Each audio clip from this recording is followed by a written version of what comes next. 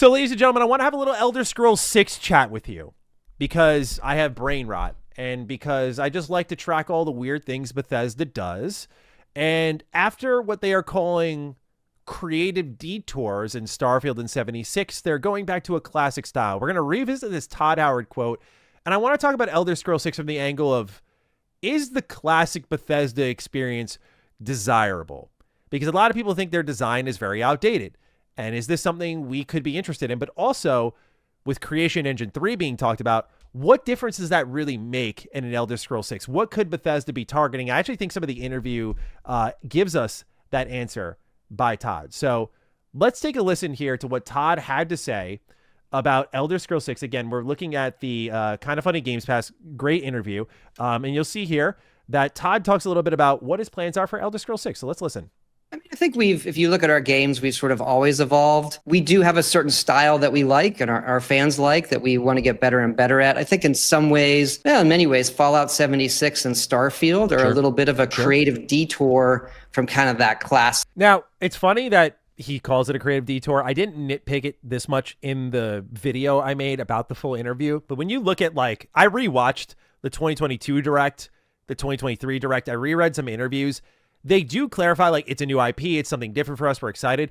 But they also, in all of the introductory videos, went like, just like all our other games. You can be who you want, go where you want. Just like our other games, you can do this. Just like our other games. They did connect it to the classic Bethesda experience. It's something I've noticed here is that Todd was particularly receptive to the Starfield criticism here. And I didn't think he ignored it at all. I mean, he talked about it when I interviewed him. Like, he mentioned the criticism is fair. And I think it was good to see. It's about whether or not it's received, though. But it's sad to say that, like, I mean, Drawn Out made a great video talking about this interview, and I think he put it really well, where it's, like, sad to see, like, Todd just, there's nothing else you really can say. Like, to admit that people will think your game is boring, that's tough, man. Like, not everyone's going to love your game, and you know that, but, like, the conversation's gotten so loud that we went from just like our other games to, like, yeah, some people are going to find Starfield boring. Like, you'd never find Todd saying this before the launch of the game. So there is a little bit of reshaping happening here. But again, he talks about it being creative detours, and we get back into what the Bethesda Elder Scrolls 6 experience will be. So let's keep listening. Elder Scrolls, Fallout, a Skyrim or a Fallout 3 or a Fallout 4, Oblivion, where you're exploring a world in a certain way. And, as we come back to Elder Scrolls 6 that we're doing now, we're coming back to that kind of classic style that we've missed, that we know really, really well. You talked about, tech and things like that. We spent the last, several years bringing Creation Engine 2, which powers Starfield, up to Creation Engine 3, that's going to power Elder Scrolls 6. I love his smile as he's getting ready to drop all this, by the way. Watch the smile on his face slightly grow, and then he suppresses it, because Todd just knows. He's like, oh, I'm about to, here comes the headline. Which powers Starfield up to Creation Engine. He starts to smile. It's so funny. Before we get into Creation Engine 3, I want to talk about that real quick, of the classic Bethesda style, and if that's actually like a good thing or a bad thing, because a lot of people are kind of tired of classic Bethesda. I tell you to look as far as Kingdom Come Deliverance 2, which is in a lot of ways to me a classic Bethesda Game Studios on foot open world RPG wandering experience that puts a lot of power and agency into your hands, and you make of that what you will. To me, if an Elder Scrolls 6 can be like a Kingdom Come Deliverance 2, and I know I'm dreaming big right now. For a lot of people, they think I'm dreaming big, but like, I'm really just saying, like, if it could reach that level, then to me, the classic Bethesda experience is excellent. A lot of people have also said, but like, what if it's just Skyrim again? And to me, I'm like, I don't want to wait all this time just to get Skyrim again. But if it is at the worst Skyrim again, after everything else we've got, I also, like, Skyrim is one of my top 10 games of all time. Wouldn't really hate that. My concern really comes down to, like, streamlining of systems, streamlining of gameplay elements. Every Elder Scrolls game became progressively less and less a role-playing game, right? Like, you had Morrowind, very hardcore. I mean, before that was even hardcore with Daggerfall, but Morrowind, hardcore, right? Like, skill-based attacks. Oblivion loosens up a little bit, but as you use certain things, you'll unlock perks, and like, you can pigeonhole yourself a little bit. You can eventually become great at everything if you engage in all the content, but for the most part, most of your time is spent being good at one thing. Skyrim really opens things up. It has a great leveling system. I love the leveling by doing. I think that was one of the best choices Skyrim made.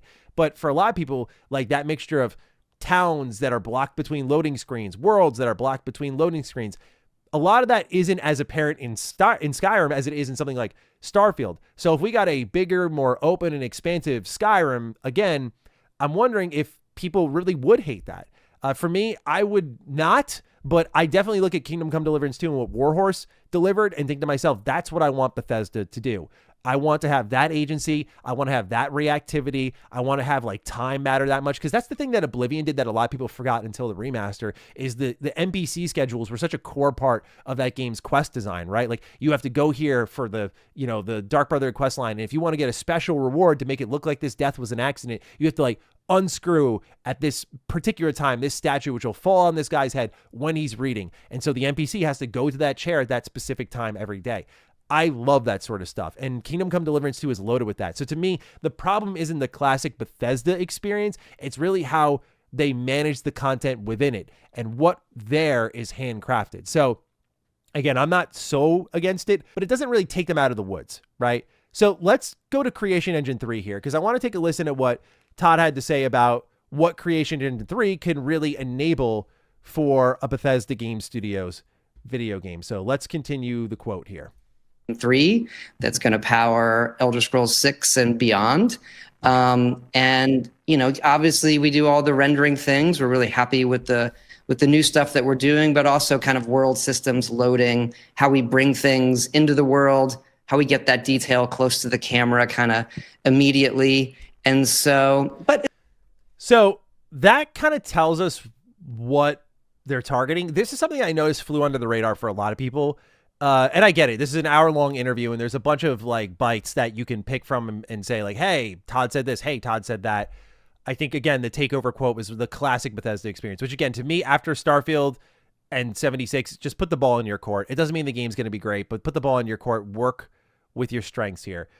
When I hear Creation Engine 3, right, and he mentions, this was the key quote to me, world systems, loading, how we bring things into the world, and how we get that detail close to the camera immediately. That last part, I struggle to think of what that exactly is off the top of my head. But world systems, loading, how we bring things into the world, to me smells like, hey, Starfield had a lot of issues with loading screens.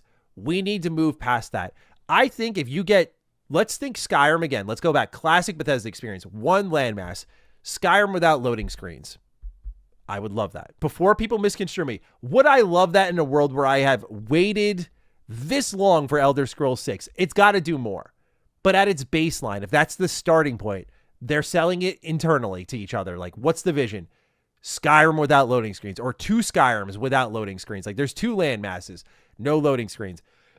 To me, that would bring them up to speed a little bit. Visually, there's a whole other conversation. Creation Engine 2 brought to the table a new character animation system, a better global illumination lighting system that did it all in real time. So there were things like that which quickly aged. Like the facial animations looked good when we first saw them for Bethesda standards, and then they quickly aged out. And this is a problem that's cropped up time and time again. So again, when we heard Creation Engine 3, a lot of people went, oh boy, Creation Engine again, this game is doomed. So what I wanted to do was actually go to my buddy Kiwi Talks, who runs a bunch of great shows where he interviews developers. And a lot of these developers are former Bethesda devs. He talked to Nate Perkypile, who was one of the lead artists at Bethesda Game Studios from Fallout 3 up until Starfield. And they talk about the Creation Engine and his time using it. Now, it is a 4-minute clip that you should watch for yourself, but I cherry-picked the one particular part of the conversation that I thought would be most relevant to what we're talking about here with Creation Engine 3. And if Bethesda should move on to Unreal Engine 5, and how I personally feel about that mindset, because I see it a lot online too. So let's take a listen. By the way, Nate Perkypile, awesome dude. He's like a solo indie dev now doing his own thing. So he's worked with all of these different engines. So let's hear what he has to say here. I would think that the initial cost to migrate over to Unreal Engine 5 would be hefty sum initially. Yeah. But you'd reap that reward in the long run later, because everything would be a bit more streamlined. I completely agree. And like having made open world games with both engines, to me, it's like absolutely no question that I think things would end up being better. That said, I don't think they're actually going to do that.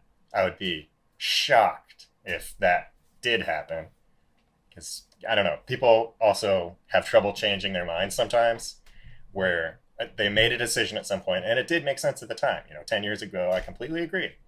But I think it's important to reevaluate tech, and games are constantly changing. Like, I started making games when we literally didn't even have color. So to always commit yourself to these decisions you made in the past, I think is dangerous. So yeah, he is a proponent for Bethesda moving to Unreal Engine over the Creation Engine. It would obviously take some time, but this is not something we haven't seen developers do who have their proprietary engines, right? We've seen CD Projekt Red has done the same thing. New Witcher Saga announced, CD Projekt Red begins development on Unreal Engine 5 as part of a strategic partnership with Epic Games. And like the last time we saw Witcher 4, it was on like an Epic stage, right? Halo Studios was another one. This was kind of unbelievable at the time, but they're doing it right here. They say new name, new engine, new games, new philosophy. They say, we're entering a new dawn for Halo. Those visuals were created using Unreal Engine 5, and we learned that all future Halo projects will use the engine and that multiple new games are using it for development. The problem that the industry is having with proprietary engines is the story you've heard before. For those who have not been paying attention, just to catch you up a little bit, what you're starting to learn here is that when you have a proprietary engine, that tech stack works very differently from a more publicly available engine like an Unreal Engine, like a Unity. And so when developers come in, they have to learn your tech stack. So let's say you are having an issue with your game, something's on fire, we need to call in help. You can't just pick up the phone and be like, hey, I need help with Creation Engine. I don't know how that works. It's totally different. And so Unreal Engine, that's why when you have CD Projekt Red go through what happened with Cyberpunk's launch, they move over to Unreal Engine because now if anything's on fire, they're working directly. Again, we see here a partnership with Epic Games, and it's easier to hire for. And so Nate Perkypile was arguing basically like, hey, I think this would be really great without a question, because he says, I've built open world games on Unreal Engine. I've built it on Bethesda Game Studio stuff. And he even talked about the in-tool editor and how they have to consistently like reload the engine to make these things appear in world. Like, it sounded like a bitch to test with, and game testing is everything. That's how you really get to what makes it special here.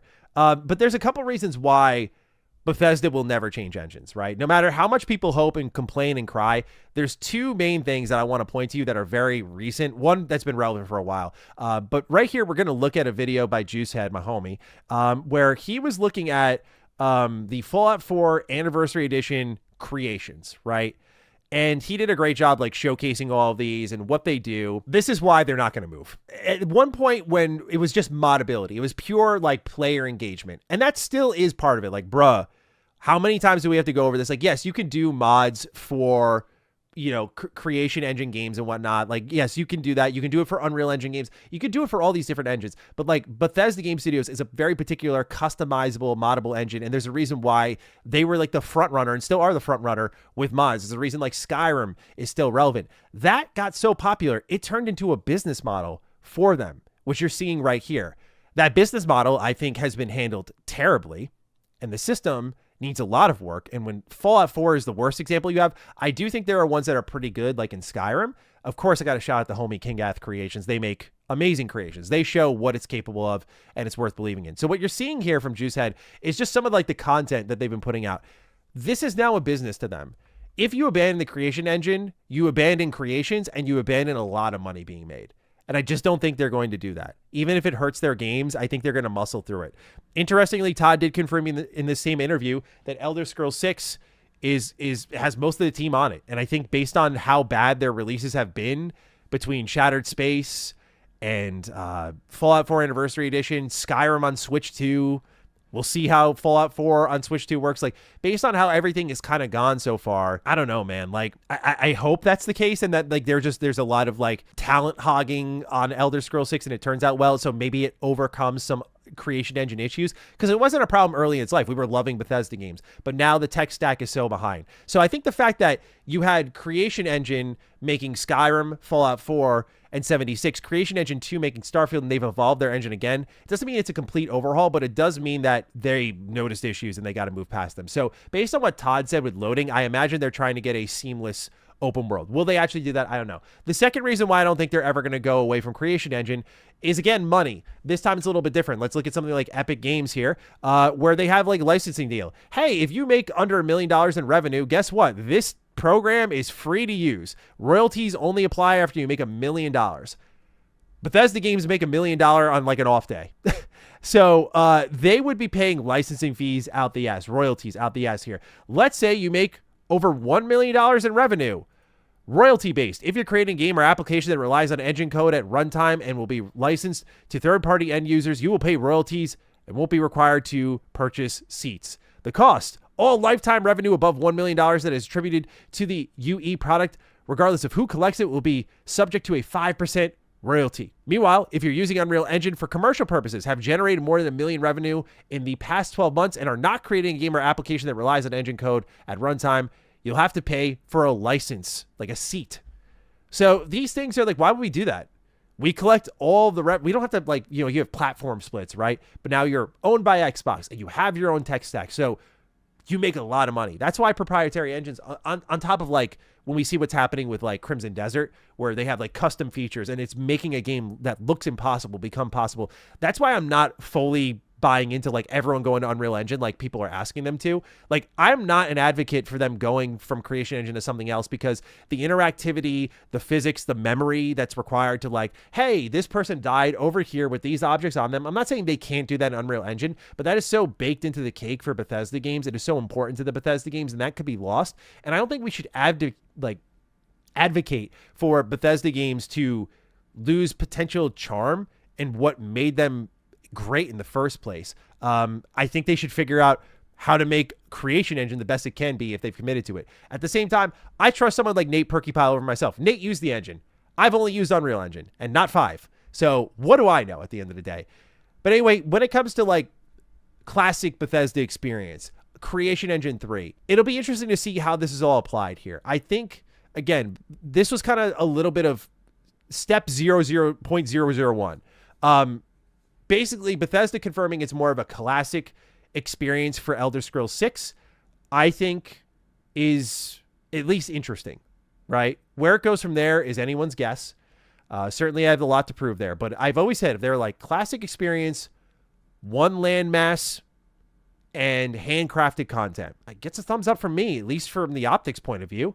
And we'll see what the game turns out to be. If they say all of that plus no loading screens, completely seamless, that's hitting the right nodes as well. Obviously, then it comes down to because what I want to get us to the conversation for the Elder Scrolls 6 is the intricacies.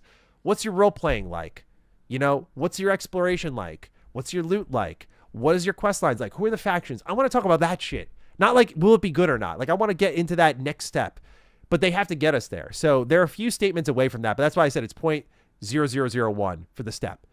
So yeah, I'm curious what people think about that classic Bethesda experience, and if it worries them, it excites them. I think there's fair statements on both sides. No doubt, people are going to scream at me for thinking the classic Bethesda experience is suddenly like, whoa, you like that? It's like, I have for a while, my whole life, in fact. So I'm curious what people think.